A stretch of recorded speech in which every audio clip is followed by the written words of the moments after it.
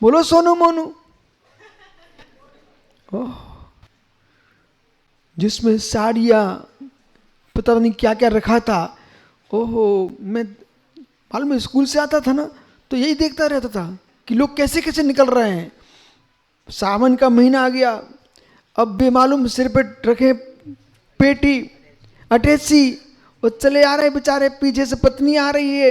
हम ये देख लो अपन भाग्यवान है, कोई की पेटी नहीं ढोते, अपने मस्त पे 3 लोग के नाथ का अभिषेक करने जा रहे हैं, ऐसा सोचना चाहिए। सागर कुठे गेला?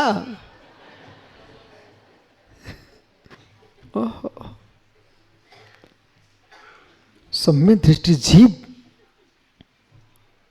सम्य दृष्टि। अब ये भट्टा रखे बेचारा, नीले पीले लाल कपड़ा धोते रहता है। अरे ज्ञानी, कपड़ा कहाँ धोने, कर्म धोने, कर्म धोने, उतार के फेंक दे एक दिन।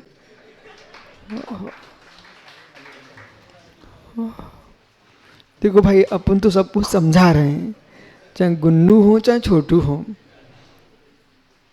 अभी समय सोने का है बेटा, नहीं तो फिर तो देखो तुम्हें पता ही है क्या करने हैं। 2-4 मोड़ी मोड़ा हो गए, बस पुंथनियाँ धोते रहना, नाक पूछते रहना। ज्ञानी जीव क्या चिंतन करता है, अभाग्य मेरा, अभाग्य मेरा। जब गुरु मिले मित्र, उनके चरण छू लेना, पर बार बार परेशान नहीं करना, एक बार छू लेना और सोचना कम से कम कोई पापी के पाए तो पूजवे नहीं जा रहा हूं, अपने गुरु के चरण छू रहा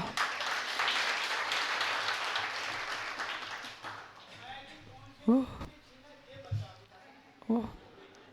हे मित्र, विषयासा वसाते तो निरारंभ परिग्रह ज्ञान ध्यान तपो रक्त तपस्वी सा प्रशस्यते। जो विषय आशा से रहित है, ज्ञान ध्यान तप में लीन है, आरंभ परिग्रह शून्य, ऐसा वीतरागी निर्गंत श्रमण है, वही हमारा सच्चा वीतरागी गुरु है। ऐसे गुरु के चरणों में मित्र सिर झुका लेना और कहना, प्रभु जब तक निर्वाण की प्राप्ति ना हो जाए तब तक आपकी संगति मुझे मिलती रहे। गुरु शब्द से पूजने मत चले जाना, गुरु की परिभाषा भी समझना। परमेष्टि, एक एक शब्द पर ध्यान दो, भी मंगलाचरण कर चल रहा है। परमेष्टि करो भी नवकारम। मैं नमस्कार तो करता हूं, परंतु किसको? परमेष्टि। जो परमेष्टि है उन्हें ही नमस्कार है, जो परमेष्टि नहीं है उन्हें नमस्कार नको। ज्ञानियों, जो परमेष्टि है, ग्रंथ में लिखा है स्पष्ट, परमप्पई बड्ड मधी, परमात्मा को वृद्धिगतम मित्र वर्धित मतिम। उन परमात्मा को नमस्कार है मेरा जिनकी मति वर्धमान है। ओहो, उन परमात्मा को नमस्कार हो, उन परमेष्टि को नमस्कार हो।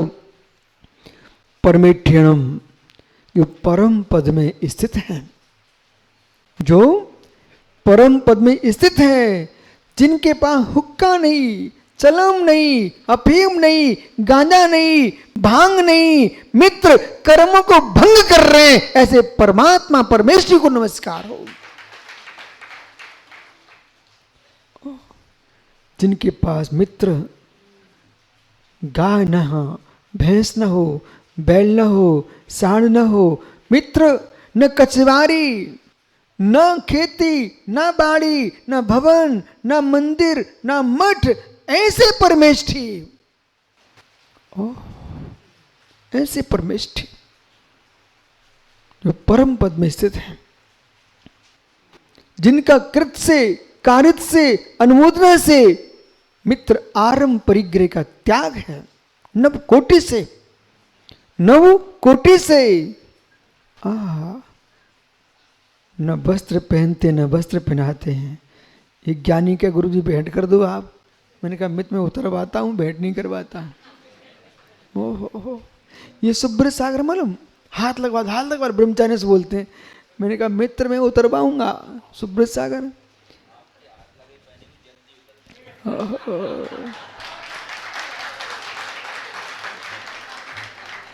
मतलब बगल में बिठाए उसी पर चले रहे हो।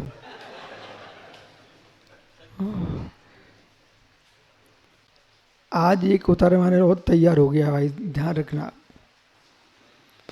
वो मैंक गोंदिया, उसके भाव बन रहे, सो आप देख लेना प्रवचन के बाद। तो मित्र,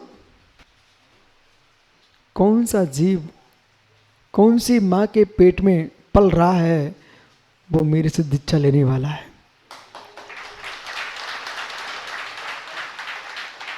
बाल को सुन रहे ना,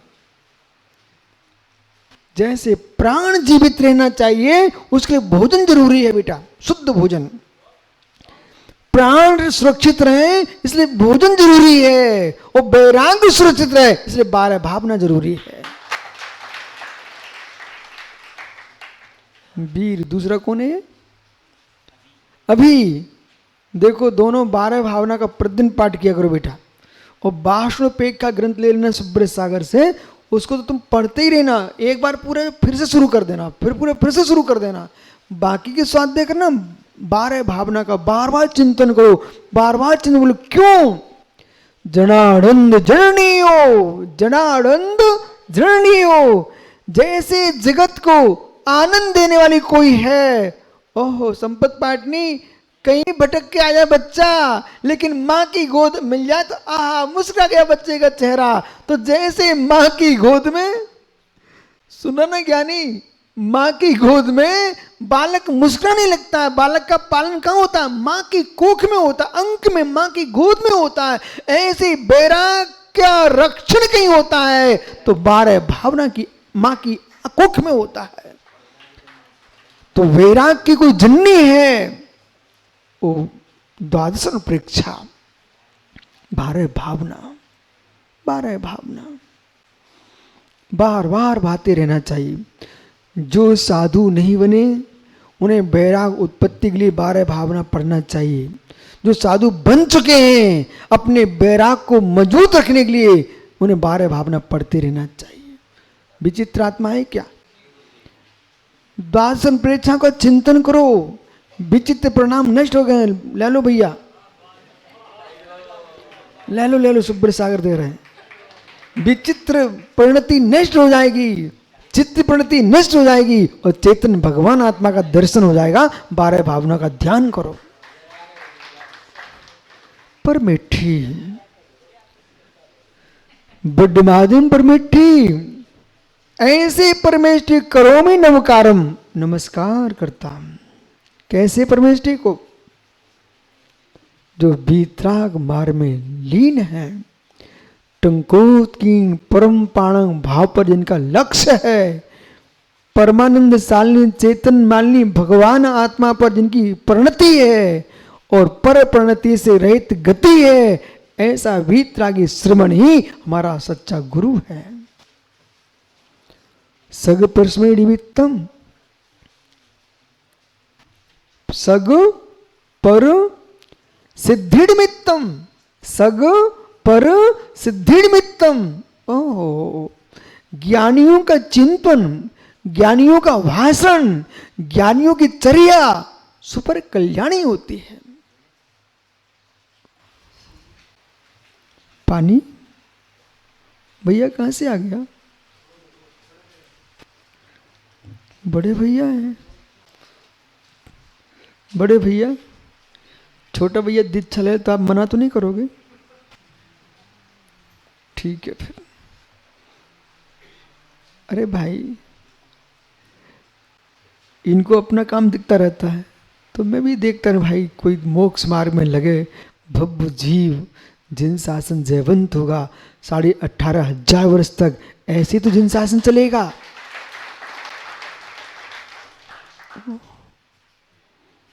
ज्ञानियों का चिंतन, अज्ञानियों का चिंतन।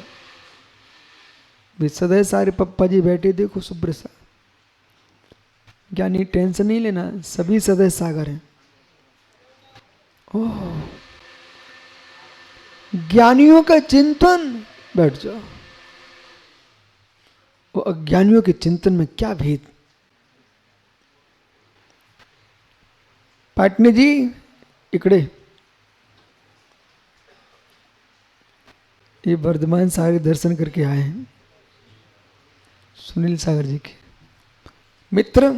इधर देखो, आप राजस्थानी जीव हो, तो मैं राजस्थान गया, सब कुछ बढ़िया दिखा पाड़े जी, पर वहां आपने एक बात देखी, भूमि बहुत है, बहुत भूमि है, लोग कम हैं, बस एक खाट पड़ी हुई है, हर द्वार पर खाट, वो खाट पड़ी है, मात्र खाट नहीं पड़ी होती, बड़ी बढ़िया मूछें लगाए, वहां एक महापुरुष भी बैठे मिलेंगे आपको, परंतु उनके बगल में इतना लंबा हुक्का, लेटे तो लेटे ही पी ले, और बैठे तो बैठे ही, उठाने की जरूरत ना पड़े उन्हें जमीन में। ऐसी हरियाणा गया, हरियाणा, तो हरियाणा में यही देखने को मिला। पर मित्र सुनने ध्यान से, अब कोई व्यक्ति, पाटनी जी इकड़े, मित्र, एक व्यक्ति चलम हाथ में फंसा हुए हुक्का लिए है और कहता, हां भट्टारक जी, मित्र एक वो आदमी है जो कह रहा हुक्का पकड़ा एक दूसरे को, एक वो आदमी है जो गिलास लेकर के एक दूसरे को दे रहा, भैया जाओ गुरुजी के हाथ पे रखो।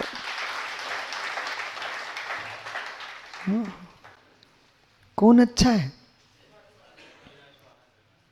एक वो जीव है इन हाथों से हुक्का पकड़ाना, चलम पकड़ाना सबको, तुम भी पियो हम भी पिए, तुम भी जलो हम भी जलें, तुम भी भ्रष्ट हो हम भी भ्रष्ट हो। एक वो जीव है जो मंदिर में जाकर अजीत ये लो द्रव्य चढ़ाओ भगवान को, स्वयं भी चढ़ा रहा है और दूसरे से भी चढ़वा रहा है अपने पास। मालूम, यदि आपके पास 2 नरियल हैं तो मित्र एक आप चढ़ा देना, एक अपने पड़ोसी से तुम भी चढ़ा लो, लेकिन सत्य है कि अपने घर का ही द्रव्य चढ़ाना चाहिए।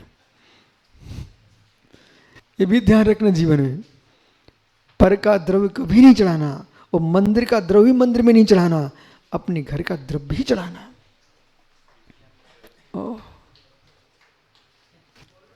हाँ, तुम इसलिए व्यवस्था, तुम ये कहो कि हम खर्च नहीं करना चाह रहे।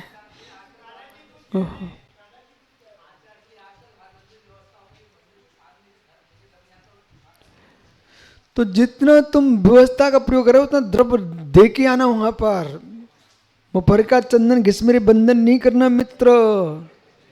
काला जी सुनो में ज्ञानी, हे मित्र, हे मित्र, पर की वस्तु, पर की वस्तु, पर के वीर से तुम्हारा पुत्र नहीं हो सकता है, पर के द्रव्य से तुम्हारा पुण्य नहीं हो सकता है। इसलिए मंदिर का द्रव्य नहीं चढ़ाना, हमको अपने घर का ही द्रव्य चढ़ाना है। यदि भट्टारी जी खाने की बोले तो खाना तो खा लेना आप इनका, लेकिन एक है कि हमारा द्रव्य चढ़ा दो, बिल्कुल नहीं चढ़ाना, बिल्कुल नहीं चढ़ाना। यदि ये भी पूछ लेना, अपने घर का खिला रहे तो खाना, मंदिर का नहीं खाना। पाटनी जी ज्ञानी, सुख की संतान ही सुखी संतान होती है, पर की संतान सुखी संतान नहीं होती। सुख का द्रव्य चढ़ा गया वही तुम्हारा पुण्य है। आगम तो ये कह रहा है, यदि बेटा कमाने लगे हो ना, तो पिता का द्रव्य दिया तुम्हारा दान नहीं कहलाएगा। अपनी कमाई ही हमारा दान है। जब तक बेटी माँ के घर में है, शादी नहीं हुई, तब तक माँ का द्रव्य चढ़ा सकती है। वो शादी हो चुकी है बेटी की, अपने ससुराल का द्रव्य चढ़ाए, माँ का द्रव्य तुम्हारा नहीं है। जब माँ के पक्ष का सूतक नहीं लगता, ससुराल के पच्च का सूतक लगता कि नहीं लगता बेटी को, जिसकी शादी हो चुकी बराबर। तो ससुराल का सूतक लगता है तो पुण्य भी ससुराल वाला ही लगेगा, माँ के घर का नहीं लगेगा। ओह, कितने समझदार लोग हैं। इसलिए ज्ञानी, जैसे तुम ग्रास देते हो, ये पानी भी चलाता हो तो कहते भैया हाथ लगा लो, ये संस्कार छोड़ मत देना। ओह, आप पुण्य करके आए हो, जो कि गुरु को जल दे रहे हो कि भाई हाथ लगा लो। कभी बोली लो ना शांति धारा की, तो वो पापी नहीं बनना कि बोली तो लो ले लोग, कोई ऐसे हाथ लगा भी लेना, छुड़ा देते, बोले हटो, बोली हमने ली कि तुमने ली। भैया तुमने बोली तो ली है, तुम्हारा पुण्य तेज था, हम भी हाथ लगाए तो कुछ हो नहीं जाएगा, लेकिन ऐसे छिड़का देते हटाओ। कुछ लोग तो ऐसे आहार भी देने कोई खड़ा हुए तो हाथ लगाए, हटाओ। हे मित्र, उसने हाथ लगा लिए, बल्कि तुम्हें यूं कहना चाहिए, आओ भैया लगाओ, तुम भी लगाओ, तुम भी लगाओ। बोले जब चिलम वाला फिर मालूम वो क्या बोलता है, कोई वो भैया हमारा याद बैठा ना, वो मुस्कुरा जाएगा। बोले महाराज जी ये शांति धारा कर रहे थे, दूसरे ने हाथ लगा दिया, उसने ऐसे छुटकार दिया और वो दूसरे को लोटा भी नहीं देना चाह रहा है। बोले इससे अच्छे तो भाई चिलम वाले हैं, कम से एक दूसरे तो पकड़ाते तो रहते।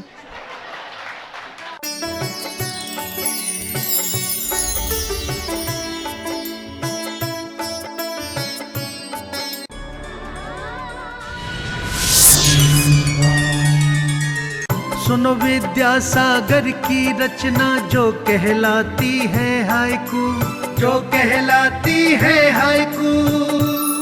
परम पूज्य संत शिरोमणि आचार्य श्री 108 विद्यासागर जी महाराज द्वारा रचित हाइकू काव्य संख्या 47। हम वस्तुतः दो हैं तो एक कैसे हो सकते हैं। आपने दूध और पानी देखा होगा, दूध में जब पानी मिल जाता है तो एक मेट हो जाता है,